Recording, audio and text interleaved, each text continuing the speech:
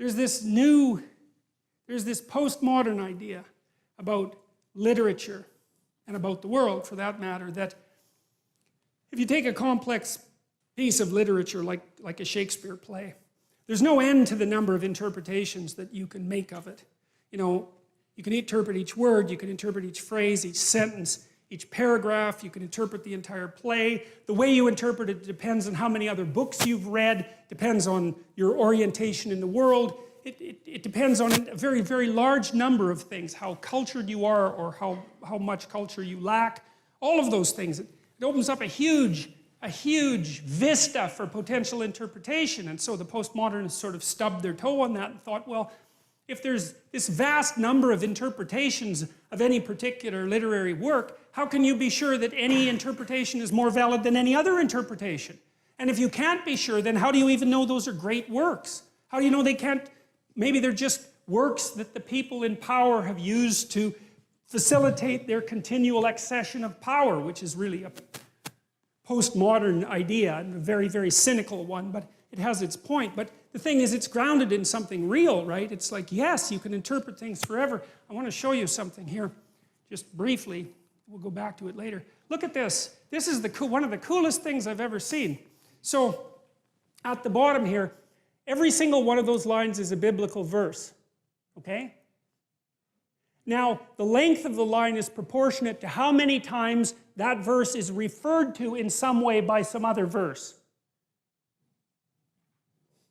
So you say, well, this is the first hyperlinked book, right? I'm dead serious about that. You can't click and get the hyperlinks, obviously, but it's a thoroughly hyperlinked book, and it's because, well, the people who worked on these stories that are hypothetically at the end, right, which is, the end can't affect the beginning. That's the rule of time, right? What happens now can't affect what happened to you 10 years ago, even though it actually can, but whatever. Well, you reinterpret things, right, and then they're not the same, but whatever, we won't get into that. But technically speaking, the present cannot affect the past, but if we're looking at a piece of literature, that's not right, because when you write the end, you know what was at the beginning, and when you write the beginning, or edit it, you know what's at the end. And so you can weave the whole thing together. And there's 65,000 cross-references, and that's what this map shows. And so that's a great visual representation of the book. And then you can see, well, why is it deep? Why is the book deep? Well, just imagine how many pathways you could take through that, right? I mean, you just journey through that forever. You'd never, ever get to the end of it. There's permutations and combinations, and every phrase is dependent on every other phrase, and every verse is dependent on every other, not entirely, but 65,000 is not a bad start. And so, okay, well, so that's another issue in some sense that seems to make the postmodernist critique even more correct. How in the world are you going to extract out a canonical interpretation of something like that? It's like it's not possible. But here's the issue, as far as I can tell. So the postmodernists extended that critique to the world. They said, look, well, a text is complicated enough. You can't extract out a canonical interpretation. What about the world? The world's way more complicated than a text, and so there's an infinite number of ways that you can look at the world. And so how do we know that any one way is better than any other way? And that's a good question. Now, the postmodern answer was we can't. And that's not a good answer, because you drown in chaos under those circumstances, right? You can't make sense of anything.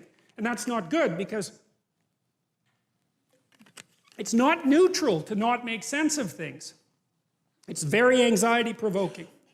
It's very depressing, because if things are so chaotic that you can't get a handle on them, your body defaults into emergency preparation mode, and your heart rate goes up, and your immune system stops working, and like you burn yourself out. You age rapidly because you're surrounded by nothing you can control. That's an existential crisis, right? It's anxiety-provoking and depressing, very hard on people. And even more than that, it turns out that the way that we're constructed neurophysiologically is that we don't experience any positive emotion unless we have an aim and we can see ourselves progressing towards that aim. It isn't precisely attaining the aim that makes us happy. As you all know, if you've ever attained anything, because as soon as you attain it, then the whole little game ends. Then you have to come up with another game, right? So it's Sisyphus.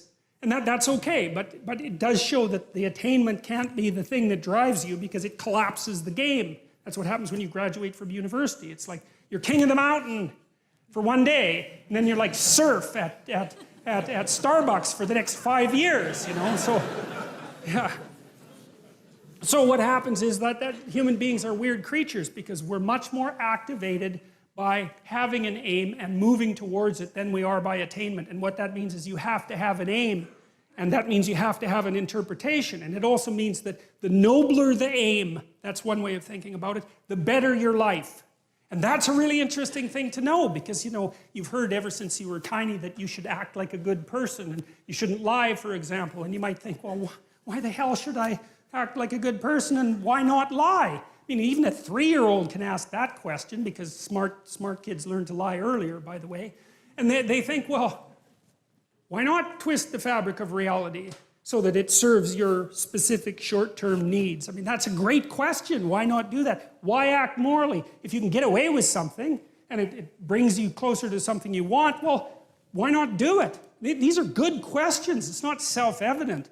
Well, it seems to me tied in with what I just mentioned. It's like you destabilize yourself and things become chaotic. That's not good. And if you don't have a noble aim, then you have nothing but shallow, trivial pleasures, and they don't sustain you.